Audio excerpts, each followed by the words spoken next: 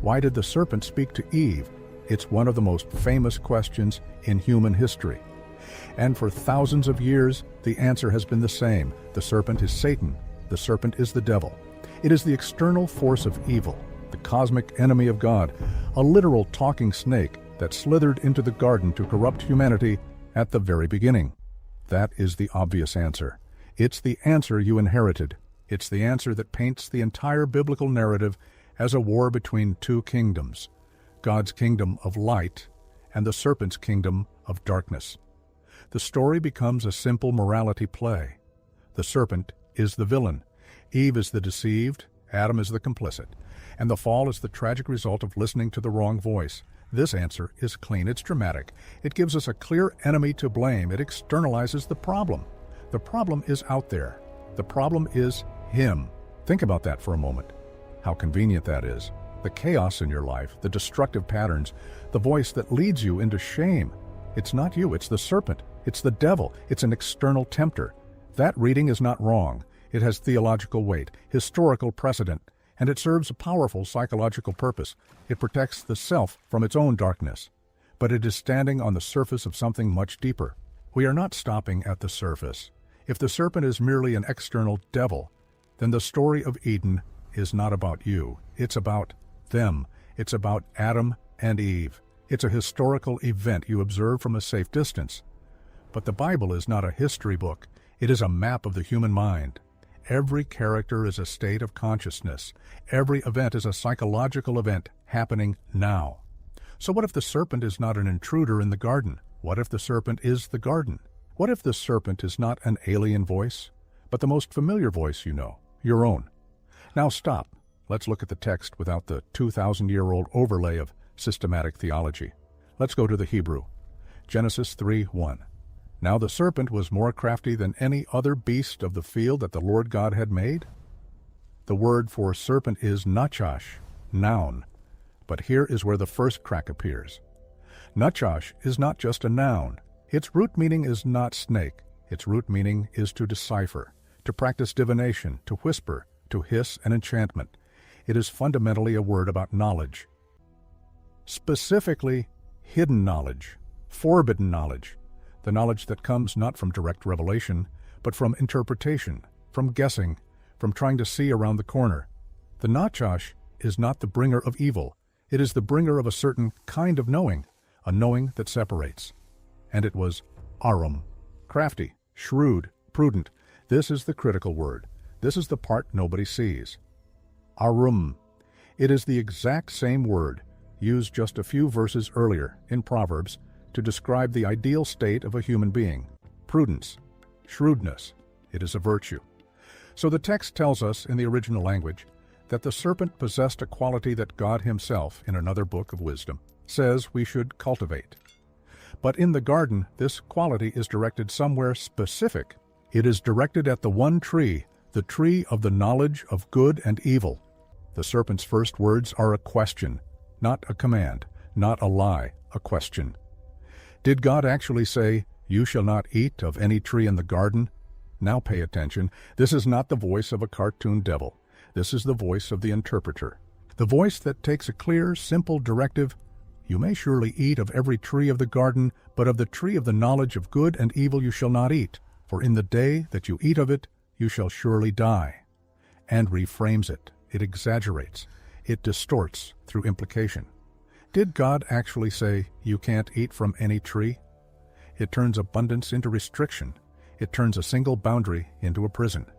You have heard this voice. You know this voice. It is the voice that takes a single limitation in your life, a diet, a budget, a relationship boundary, and whispers, see, you are trapped. You are being controlled. You are missing out on everything. That is the serpent, and it is inside your head. This is where the obvious answer begins to invert. The serpent is not an external tempter, it is an internal function. It is the part of the human psyche that specializes in interpretation, in suspicion, in the pursuit of a knowledge that separates the self from the source.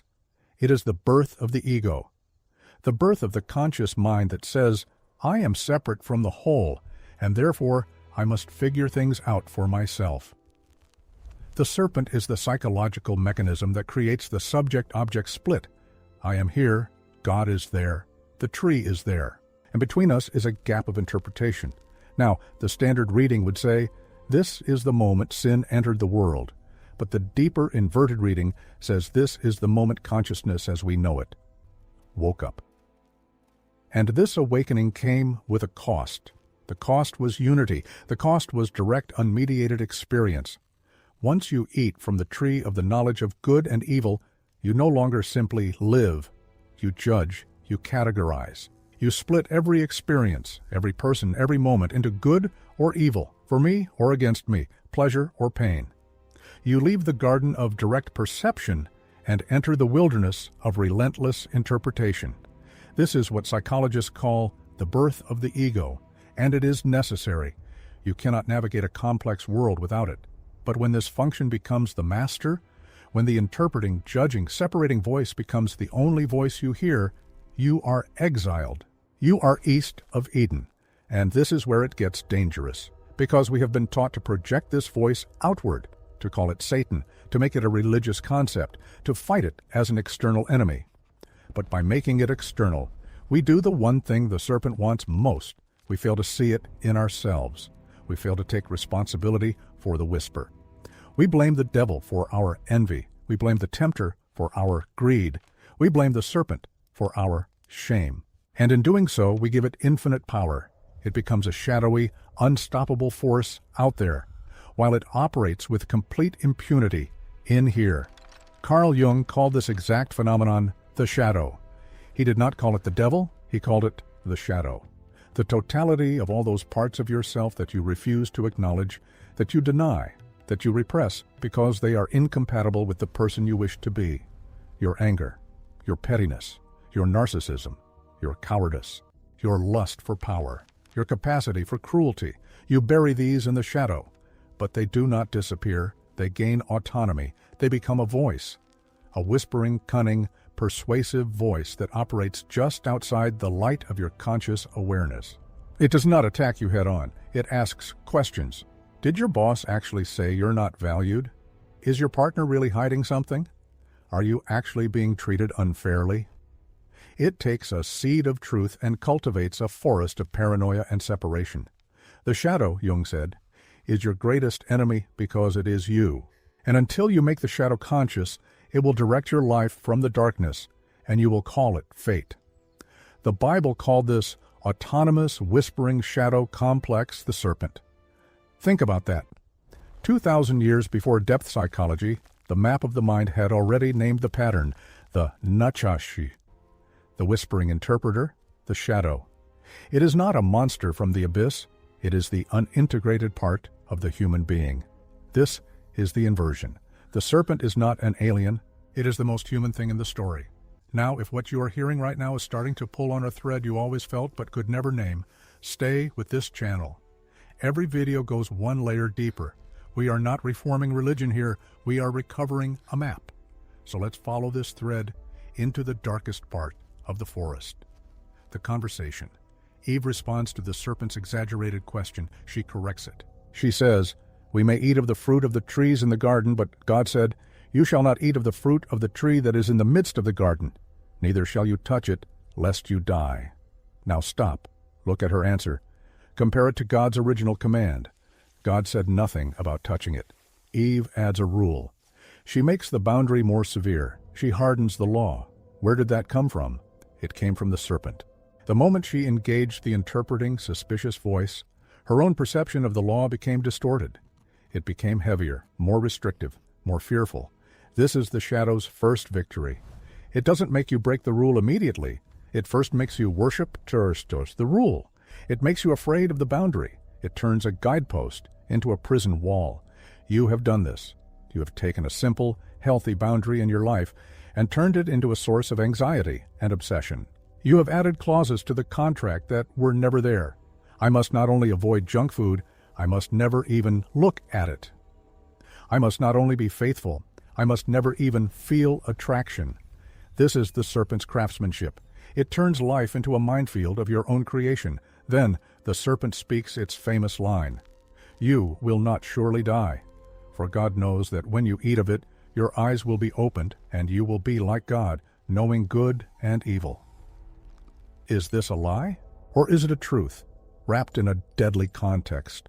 From the perspective of the separated egoic consciousness, it is absolutely true. Their eyes were opened.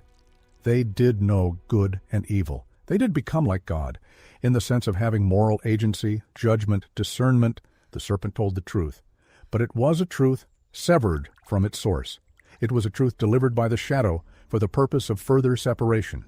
This is the essence of the serpentine voice. It deals in half-truths. It takes a profound spiritual reality. You are made in the image of God, you have divine capacity, and uses it to sever you from the very ground of your being. You can be like God, so you don't need God. That is the whisper. That is the shadow's promise of liberation, which is always a recipe for deeper enslavement. They eat, their eyes are opened, and the first thing they know, they are naked, and they feel shame. This is the culmination. The knowledge of good and evil is not cosmic information. It is self-consciousness. It is the ability to look at yourself as an object, to judge yourself, to feel shame. Before this moment, they were naked and unashamed. They were in a state of pure being, without a separate self-observing and critiquing the being. After the self splits, one part is the experiencer, the other part is the critic, the watcher, the judge. That judge is the permanent resident of the fallen world. That judge is the voice of the serpent, now internalized. It has moved from a whisper outside to a constant commentary inside. You're naked. You're exposed. You are not enough. That is the fall, not a historical event, a psychological description of the birth of human anxiety, the moment the shadow became the narrator of your life. And it gets worse, because God enters the garden, and he asks the first question in the Bible posed to humans: where are you? He is not asking for GPS coordinates. He is asking a consciousness question. Where is your awareness located? Adam answers, I heard the sound of you in the garden, and I was afraid because I was naked, and I hid. Fear, shame, hiding. This is the triad of the shadow-ruled life. And then Adam does the most predictable human thing imaginable. He blames. The woman whom you gave to be with me, she gave me fruit of the tree, and I ate. He blames Eve, and he blames God. The woman whom you gave me. It's your fault, God. You gave me this problem. The woman blames the serpent. The serpent deceived me, and I ate. The pattern is complete. The shadow creates separation. Separation creates fear and shame. Fear and shame create hiding. Hiding requires blaming, and the blame is always projected outward, onto others, onto God, onto the devil. The serpent, which is the internal function of separation, successfully gets everyone to point away from themselves. The very mechanism that caused the problem becomes invisible. It is the perfect crime. This is the inverted answer. The serpent is the shadow. The fall is the moment the egoic, self-conscious, judging mind became the dominant voice. And the entire human drama, the hiding, the blaming, the violence that follows in Cain and Abel, is the fallout of this psychic shift. Now, this is where most people stop. They either cling to the old external devil story, or they adopt this new psychological story and declare the old one obsolete. They think it's an either-or. But the biblical mind does not deal in either-or. It deals in layers of paradox. And the deepest truth is held in the tension between the two. We have seen the obvious answer, the serpent as external Satan. We have seen the inverted answer, the serpent as internal shadow. Now we must ascend to the third level, the synthesis. What if both are true simultaneously? What if the internal psychological shadow and the external archetypal force are two sides of the same reality? What if the Bible is showing us that the inner and outer worlds are not separate, that the shadow in your psyche is connected to a field of shadow in the world itself? That when you refuse to integrate your own nachash, you give power to a collective archetypal force that the ancients called Satan. This is not mythology. This is the architecture of consciousness itself. Drop I'm awake in the comments. Tell me what city you're watching from, because we are about to cross the threshold from theory to experience. We are about to look at the one place in your life where the serpent is whispering right now, and you are still calling it someone else's fault. End of first pass, word count. Toolwheel 150. Now stop, because this is where it shifts from a concept you think about to a pattern you recognize in your own life. You have felt this, that moment when a thought slithers into your mind wrapped in the shimmering logic of grievance. It says, look what they did to you. It says, you deserve to be angry. It says, this isn't your fault, it's theirs. And for a moment it feels like clarity, it feels like righteous insight. That is the whisper, that is the nachash, not a monster under the bed. The subtle, intelligent voice that separates you from another person and says, the problem is out there. And you listen. Of course you listen, because the alternative is to look inward, and inward is where the pain is. Inward is where you might have to admit your own complicity, your own fear, your own smallness. The serpent never attacks with pure evil. It attacks with a gleaming half-truth. Did God really say you have to forgive them? Did God really say you are responsible for your own reactions? It takes a divine law, a law of connection and responsibility, and it inserts the thinnest crack of doubt. You will not surely die. You will be enlightened. You will see them for who they really are. And you take the fruit. You bite down on the belief that your suffering is externally caused, permanently inflicted, and morally justified. And the moment you swallow that, something happens. Your perception splits. The other person is no longer a human. They are a character in your story of injury. You are no longer a soul in relationship. You are a righteous victim. This is the genesis of every conflict in your life that feels frozen, unresolvable, and heavy with meaning. It started with a whisper you mistook for your own voice. Now here is something that should stop you completely. This internal mechanism has an external echo. Jung called it psychic infection. When a culture, a family, a nation refuses to integrate its shadow, its capacity for brutality, its greed, its fear, that shadow doesn't disappear. It coagulates. It takes on a life of its own in the collective space. It becomes a field of thought, a currency of conversation, a possessed ideology. You can feel it in the air, the sudden shift in a room when blame enters. The collective sigh of relief when a complex problem is handed a simple enemy. This is the archetypal nachash. The ancient Hebrews didn't have a word for psychological projection. They had a word for the shimmering, twisted intelligence that turns projection into a world force. They called it Satan. The accuser, not a red guy with a pitchfork, the cosmic principle of separation through accusation. Your inner whisper and this outer field are feeding each other. Your personal refusal to integrate your shadow adds a drop to the collective river of accusation. And the swollen river of collective accusation makes your personal whisper sound like common sense. It's a loop. That is the pattern. That is the whole thing. So let's get surgical. Let's find it. I want you to think of one relationship that feels broken, not just awkward broken, where the silence is thick or the words are sharp, where you have a case built, a ledger of wrongs. Got it? Now, when you think of that person, what is the primary sensation? Is it anger? Or is it a deeper, more metallic taste, the taste of righteousness, the feeling that you are, on some fundamental level, correct about them? That is the tell. That is the shimmer. Righteousness is the fruit the serpent serves you. It's always justified. It's always logical. It always comes with exhibits A through Z. They said this. They did that. They are that kind of person. The intelligence of the nachash is that it builds an airtight case for separation. It uses facts to construct a prison. And you are both the warden and the inmate. Now watch what happens. We go back to the word, nachash. The shining one. In that moment in the garden, what did it shine? It shone a light on a possibility God had seemingly withheld. You will be like God, knowing good and evil. It didn't shine a light on darkness. It shone a light on a hidden potential, a secret knowledge, an elevated state. This is critical. The serpent doesn't present itself as darkness. It presents itself as more light, a higher understanding, a spiritual bypass, your grievance, your righteous anger, your case against another person. It doesn't feel dark to you. It feels illuminating. It feels like you are finally seeing the truth. Ah, now I see who they really are. That feeling of lucid, painful clarity, that is the shine. That is the metallic gleam of the serpentine intelligence making separation feel like enlightenment. And this is where it gets dangerous. because you can build a whole spiritual identity on this. You can be the spiritually awake person who sees through others' manipulations. You can be the wise one who carries the wounds inflicted by the unconscious. Your entire journey can become a curated museum of your injuries, and you can call it wisdom. The Nachash is perfectly happy to inhabit your spirituality. It will use the language of boundaries, healing, and trauma to build higher walls.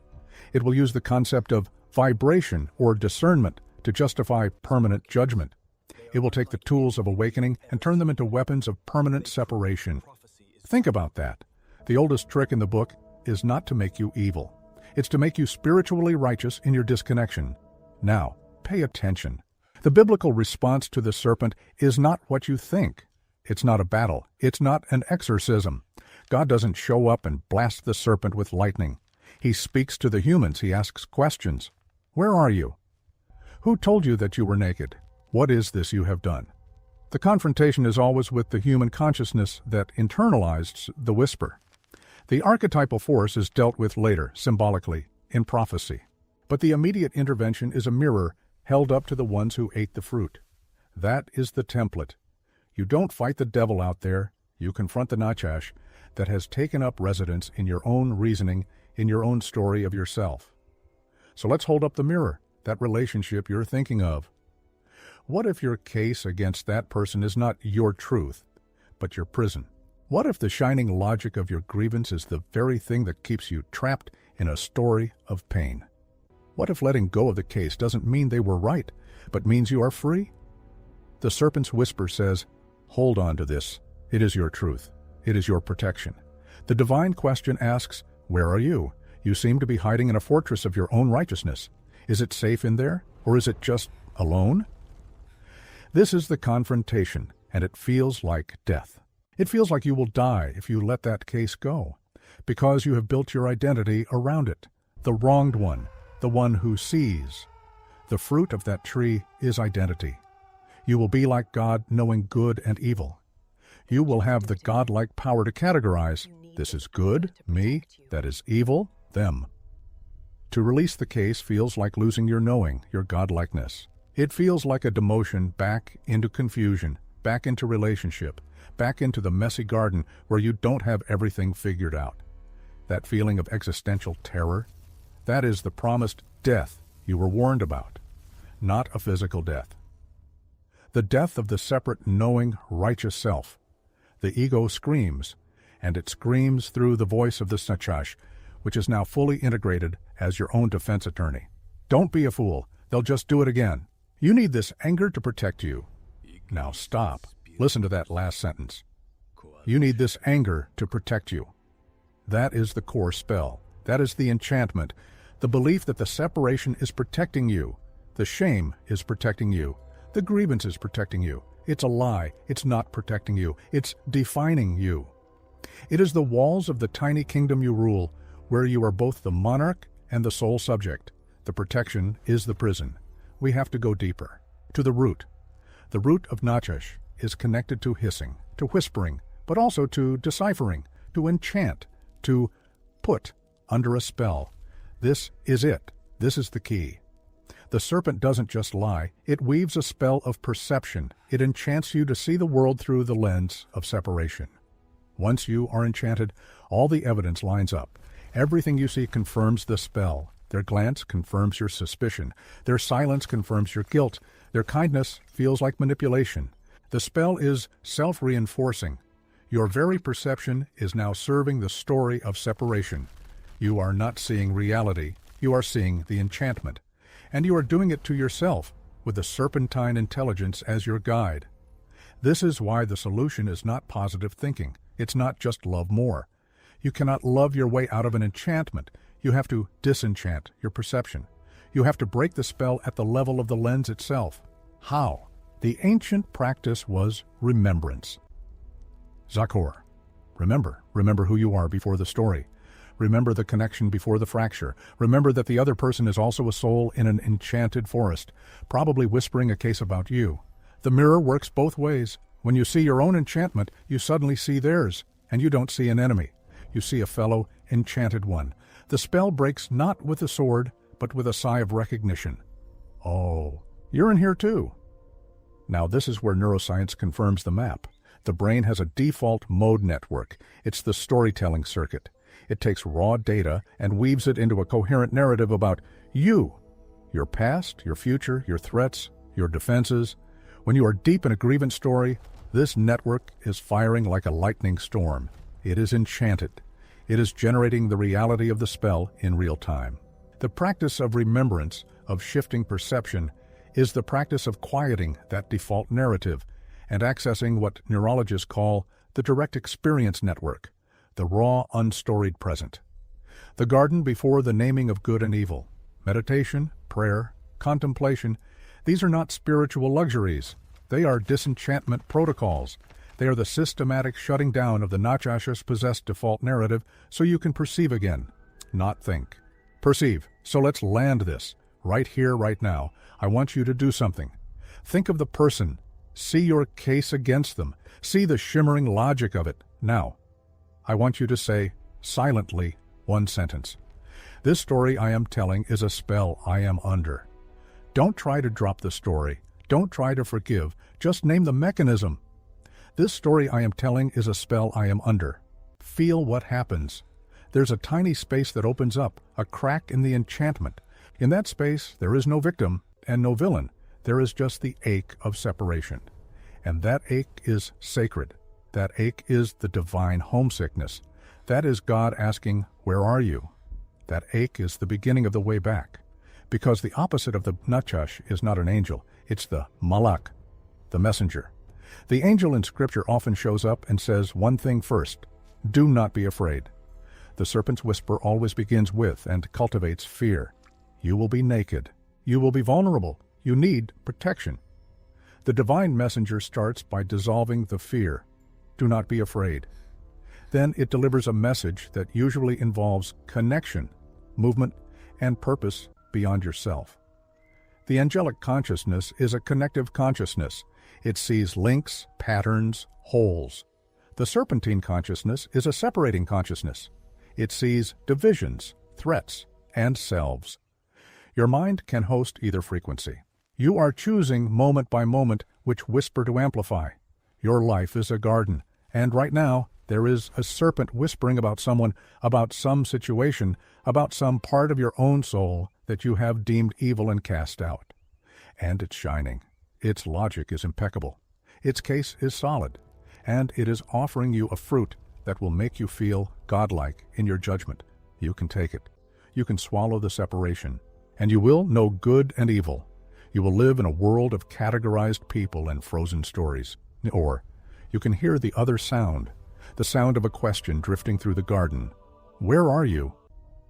It's not an accusation. It's an invitation to come out of hiding, to drop the case, to let the story dissolve even before you have a resolution, to stand in the vulnerable, undefended middle where connection is possible again. It feels like death, because it is the death of the separate self, the birth of the connected soul.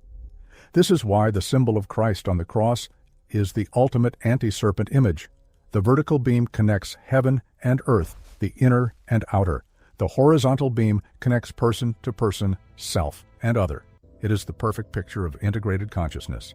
And what is at the center? A vulnerable, wounded, open heart, not a fortified citadel of righteousness, an exposed heart that says, Father, forgive them, for they do not know what they are doing. That is the disenchantment of the entire world. It sees the sin and sees the enchantment behind it. They do not know. They are under a spell. That perception breaks the spell of retaliation. It introduces a new frequency into the field, the frequency of grace, which is just the technical term for disenchantment. You are a garden, and you are always choosing which tree to eat from. The tree of the knowledge of good and evil, which gives you the power to separate and judge, or the tree of life, which is the direct experience of connection that requires no story, no case, no shimmering logic. You eat from the tree of life when you choose connection over being right, when you choose vulnerability over protection, when you choose the ache of love over the numbness of judgment. One tree leads to a world of endless fragmentation. The other leads back to the center, where everything is whole. The serpent is in your mind. It is the shining intelligence of separation, and you have the authority to say, enough. The spell is broken, not through fighting it, but through seeing it, through recognizing its whisper as a whisper, not as truth. The moment you see the spell, you are no longer enchanted. You are free. And the garden gates, which were never locked, swing open. And once you see it, you don't go back.